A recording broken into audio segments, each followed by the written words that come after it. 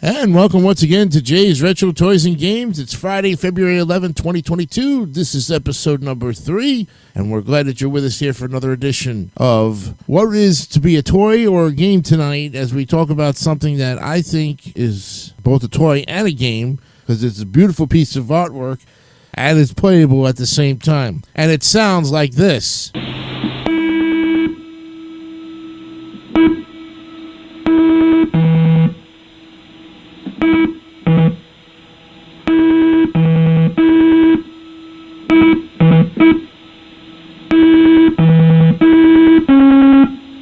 That's right. That's what it sounds like. We're talking about the game that was invented by Ralph H. Baer and Howard J. Morrison, working for the toy design firm Marvin Glass and Associates, with software programming by Lenny Cope. And this device creates a series of tones and lights and requires the user to repeat the sequence. If the user succeeds, the series becomes progressively longer and more complex. Once the user fails or the time limit runs out, the game is over. What are we talking about? We're talking about the classic 1978 game that made history. We're talking about Simon, next on Jay's Retro Toys and Games.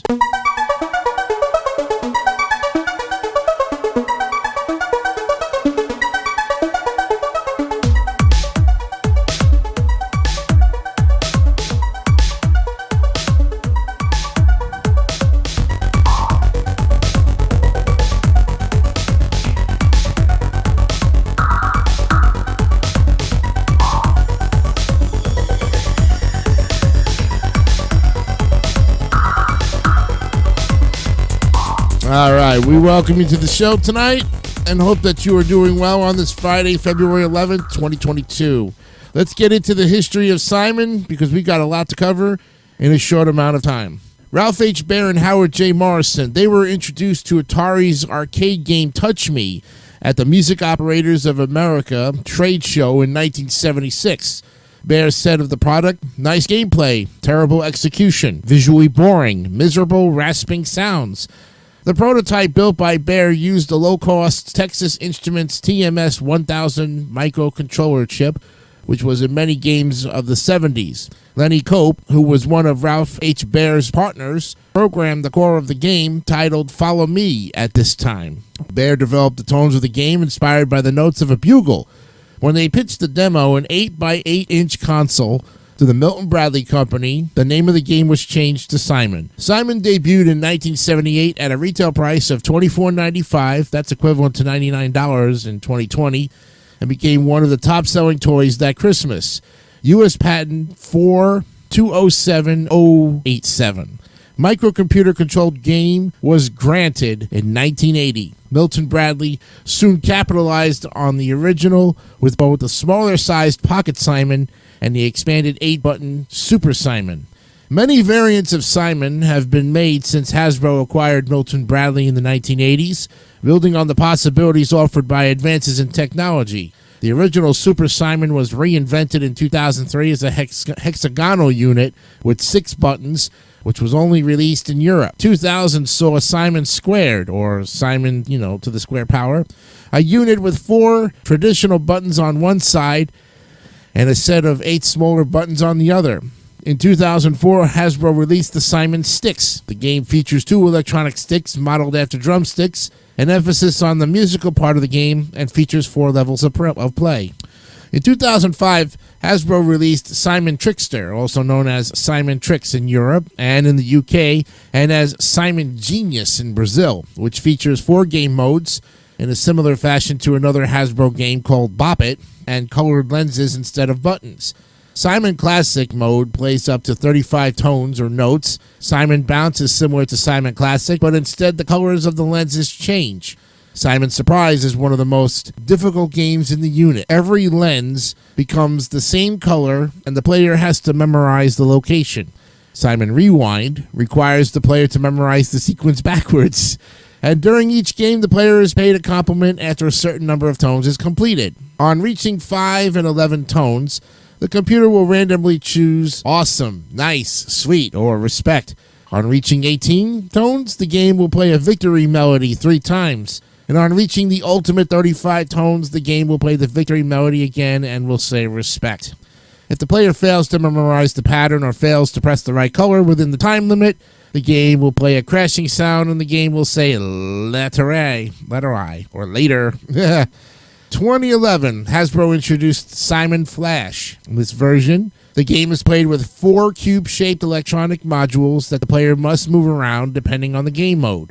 2013, they reinvented Simon once again with Simon Swipe. This game was demonstrated at a New York Toy Fair in 2014 and released that summer. The game is a circular unit that looks like a steering wheel, and it has been extended from 4 buttons to 8 touchscreen buttons, which are flattened out on the unit.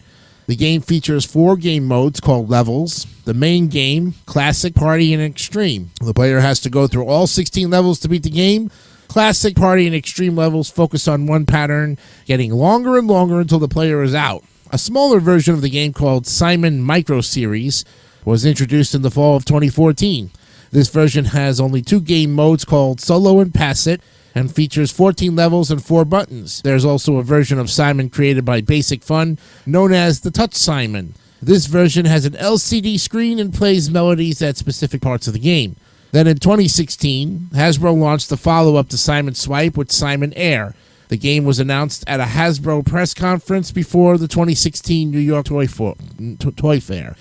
This version of Simon uses motion sensors, similar to those in Mattel's Loops line of games. The game has 3 game modes, Solo, Classic, and Multiplayer. A button-pressing version of Simon was also released in the U.S. with an aesthetic recalling that of the 1970s and 80s models. Recently, Hasbro has released Simon Optics, a headset game with a motion sensor technology similar to Simon Air.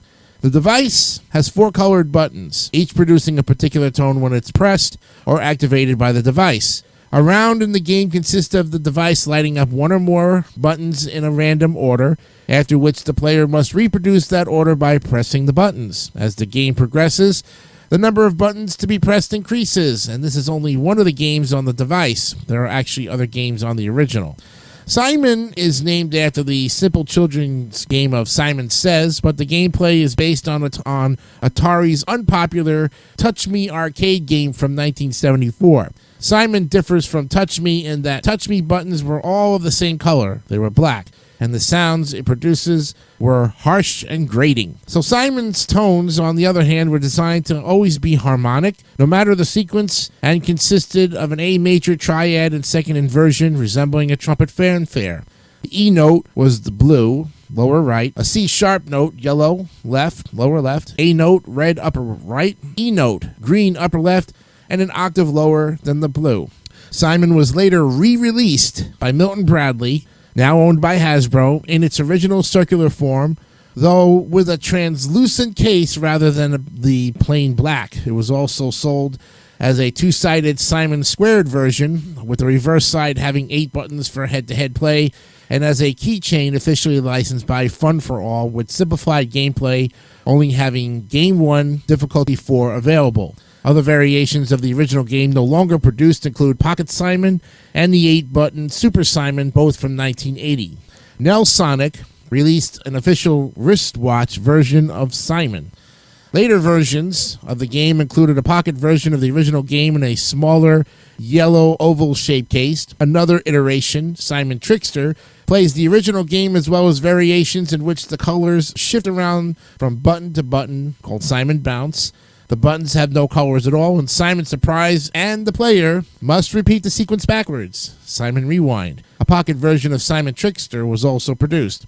Then in 2014, version of Simon called Simon Swipe. The notes are as follows. The G note was blue, the C note was yellow, the E note was red, and then there was another G note, green, that was an octave higher than the blue. The swiping sounds are presented with sliding between notes. The bigger the slide, the bigger the swipe will be. The exact notes and sound effects were also used for a smaller version called Simon Micro Series. The sounds were then recreated for Simon Air and Simon Optics. Of course, as a popular game, Simon inspired many imitators and knockoffs. Atari released a handheld version of Touch Me in 1978 with multicolored buttons and pleasant musical tones. Though named for the older arcade game, the handheld Touch Me contained Simon's 3 game variations and 4 difficulty levels, albeit with limits of 8, 16, 32, and 99 instead of 8, 14, 20, and 31.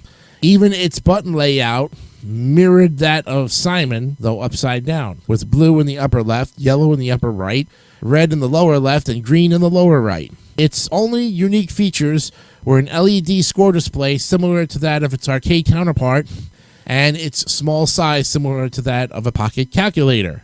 Other clones include Monkey See, Monkey Do, which featured a similar casing as that of Simon, except that the buttons were oval-shaped.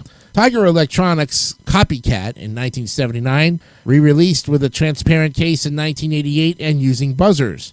Repackaged and released by Sears as Follow Me, released as Copycat Jr. in 1981, and as Pocket Repeat by Tandy Computers and Radio Shack. Castle Toys Einstein in 1979. Genius, launched in the 80s in Brazil by Branquitos Estrella. Space Echo by an unknown company. Mackenzie has a DIY version that requires soldering. Another DIY version called Electronic Memory Game used or based on ARM Cortex microcontrollers. The Game A mode of the second game in the Game & Watch handheld series Flagman. Game B is the same but doesn't play in a sequence, while the player has a limited time to press the corresponding number lit up. R2-D2 Ditto Droid, a Star Wars version featuring R2-D2 sounds and Star Wars themed graphics by Tiger Electronics in 97. VTEX Wizard, a side quest in both the Super NES and Game Boy Advance versions of Donkey Kong Country 3, Dixie Kong's Double Trouble, that involves freeing creatures called banana birds using buttons on each system's controller, Soviet Electronica, IEO1 Evolga, nearly an exact visual replica of Simon, Oddworld Games, in which the playable character must progress by completing certain puzzles with a sequence of sounds. The same gameplay also appears on multi-game handhelds such as Tiger Electronics' Brain Warp and Brain Shift games. Instead of tones, the game unit issues a recorded voice that calls out colors and numbers in Game 4, Memory Match. Brain Shift has 2 memory games, Game 2 and Game 3, that's Memory Shift and Who Shifts It, that call out colors. Mego Corporation's Fabulous Fred, Game 3, the memory game. Parker Brothers' Merlin, Game 3, Echo. Atari also included a 9-button version of Touch Me as game variations 1 through 4 out of 19 on the 1978 Brain Games cartridge for the Atari 2600. A fan-made version of Simon was unofficially made available from Modded Wii's in 2008. A Harry Potter wand released in 2001 called Harry Potter Magic Spell Challenge had Simon gameplay and voice commands. Wingardium to tilt the wand down, and Lavosia to tilt the wand up. Toytronics Gotcha, a similar handheld with 8 buttons instead of 4, produced in a rounded big version and a smaller pocket one. Now, some versions of the game have tones that play as long as the button is depressed, but others have a constant sound duration. Some versions feature audio themes, such as animals, a xylophone, football, and space sounds, some of which make the game easier to play, and some versions also have a sound on-off setting, which can make the game harder with only visual clues. In popular culture, it was featured in the 1987 Stephen King novel, The Tommyknockers. It's Always Sunny in Philadelphia, Little Miss Gamer. In Family Guy episode Perfect Castaway, Stewie plays with Simon and makes up his own song lyrics. In American Dad episode The One That Got Away, the family becomes addicted to the game, playing it for days without moving. In the film 2009 Cloudy with a Chance of Meatballs, Flint, the main character, has to click the correct sequence on Simon to get into his lab. It showed up in the 2012 Cougar Town episode, You Can Still Change Your Mind. In 2014 film Paranormal Activity, the marked ones, a Simon game is possessed by a demon and works as a mock Ouija board. Oh! In a Robot Chicken sketch, Dick Cheney's heart is replaced with a Simon in a parody of Iron Man. Ooh. The concept was used as the bonus round in the British game show Ant and Dex Push the Button, with 5 colors and extra being purple and having the name Dave. A mini-game resembling Simon appeared in the 2002 video game Sabrina the Teenage Witch. A Simon game designed by Baer is on permanent display at the American Computer and Robotics Museum in Bozeman, Montana. And the list keeps going on and on. And there you have it, folks. A look at the toy or the game, or both, that started a revolution in 1978 and has come full-fledged for 43 years. Simon, thank you very much to the designers and, of course, to Mattel and Hasbro for keeping this game so simplified and yet, to some, very, very hard. Next time on the program, we'll be looking at the highest selling toys for boys. One of the highest, Transformers. Oh, yeah. That's coming up on Monday's edition of Jay's Retro Toys and Games. That's on episode number 4. I'm Jason Icanio. Have a great weekend. We will see you for episode 4. And remember, always keep playing those games because you never know. You may get there eventually and beat those games like you always wanted to beat them when you were a young kid. We'll see you on Monday. Have a good one. Bye-bye.